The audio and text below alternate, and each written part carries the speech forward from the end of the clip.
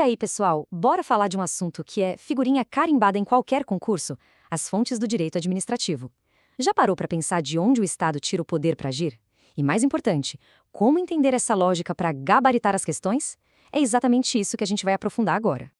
Olha só o nosso roteiro, é praticamente um passo a passo para aprovação. Primeiro, a gente vai na origem das regras. Depois, vamos entender a diferença, que é crucial, entre fontes formais e materiais. Em seguida, a gente organiza tudo com a hierarquia. E, para fechar, um mapa do tesouro, os macetes para acertar qualquer questão sobre o tema. Vamos nessa? Certo, vamos começar pelo começo, né? Para entender as fontes do direito, nada melhor do que partir de uma situação bem prática. Pois é, porque um fiscal tem esse poder todo? De onde sai a autorização para criar uma agência reguladora ou para fazer uma licitação de bilhões? A resposta para tudo isso é a mesma. A ação do Estado não é aleatória, não sai da cabeça de ninguém. Um agente público não acorda de manhã e decide multar uma empresa por vontade própria. Tem que ter uma base, uma permissão. E essa base, essa origem de tudo, é o que a gente chama de fontes do direito. Pensa nelas como a nascente de um rio, de onde brota toda a força, todos os deveres e, claro, todos os limites da administração pública. Entender isso é entender o DNA do nosso Estado de Direito. Agora sim, vamos entrar na primeira grande categoria. E olha, isso aqui é o pilar de qualquer prova de concurso sobre o assunto. Foco total aqui. Fontes formais. O que é isso? É a regra do jogo, preto no branco. É a lei escrita. É a Constituição, são as leis, os decretos. É aquele texto que o agente público vai olhar e falar: ok, a regra diz que eu posso e devo agir assim. Simples assim. Elas criam direitos e obrigações de forma direta e imediata. Mas de onde vêm as ideias para criar essas regras todas? É aí que entra a nossa segunda categoria, a inspiração por trás da lei. As fontes materiais são o porquê da regra existir.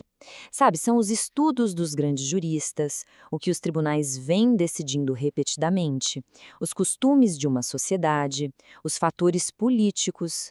Elas não obrigam ninguém a nada diretamente, mas com certeza elas dão aquele empurrãozinho. Elas influenciam quem cria as leis. Então, vamos lá. O macete de ouro para a prova é este aqui. Anota aí. A fonte formal é a regra, como a lei, ponto. A fonte material inspira a regra, como a doutrina de um autor famoso. Uma impõe, a outra influencia. Só com essa distinção na cabeça, um monte de questão já fica mais fácil. Certo, já sabemos diferenciar os tipos de fonte, agora vamos organizar a casa, porque no direito nada fica solto. Existe uma ordem, uma hierarquia bem clara. Pensa na estrutura de um prédio, fica fácil de visualizar. Lá embaixo, como alicerce de tudo, a base que sustenta o prédio inteiro está a Constituição. Nada pode ser construído fora dela. Acima temos as leis, que são os pilares da estrutura principal. E por fim vem os atos normativos, tipo portarias e resoluções. Eles são as paredes internas que dividem os cômodos, mas que, obviamente, têm que respeitar os pilares e, claro, o alicerce. E esse artigo da Constituição é a regra de ouro, o famoso princípio da legalidade. Mas atenção! Aqui tem um detalhe que faz toda a diferença. Para a administração pública, essa regra é ainda mais apertada. Ela não faz só o que a lei não proíbe. Não, ela só pode única e exclusivamente fazer o que a lei manda ou autoriza. Se não tem lei, a administração fica de mãos atadas. Isso leva a gente para uma pergunta clássica de prova, tá? E as decisões dos tribunais, a jurisprudência, onde ela entra nessa história? Bom, a regra geral é que a jurisprudência é uma fonte material. Ou seja, ela interpreta a lei, influencia outras decisões, serve de inspiração, mas não obriga a administração a seguir o mesmo caminho sempre. Mas aqui está a exceção que as bancas de concurso amam cobrar. Anota com marca-texto: súmulas vinculantes do STF. Aqui, meu amigo, a coisa muda de figura. A jurisprudência deixa de ser só inspiração e vira fonte formal, e mais, obrigatória.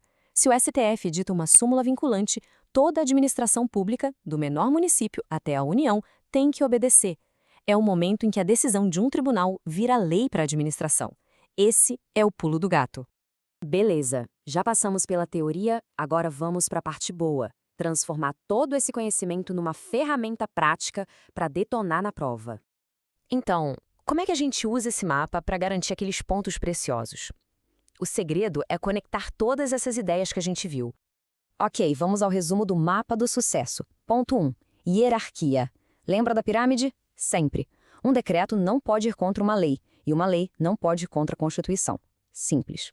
Ponto 2. Legalidade estrita. A administração só se move se a lei der o sinal verde. Não tem sinal? Fica parada. Ponto 3. Jurisprudência. Regra fonte material. Exceção de ouro, súmula vinculante é fonte formal e obrigatória. E para fechar, ponto 4. Regulamento. Decretos e portarias servem para detalhar a lei, para dizer como ela vai ser aplicada. Eles nunca, jamais, podem criar uma obrigação que não estava na lei. Isso seria inovar, e o executivo não pode fazer isso. Dominou esses 4 pontos? Já está na frente de muita gente. E para a gente terminar, fica aqui uma reflexão. Hoje em dia, as decisões dos juízes e os princípios do direito estão ganhando cada vez mais força. Será que essa pirâmide tão rígida que a gente estudou hoje vai continuar a mesma no futuro? Como será que o direito administrativo vai equilibrar a segurança da lei com a dinâmica da vida real? Fica aí a pergunta para a gente continuar pensando. Valeu, pessoal, e até a próxima!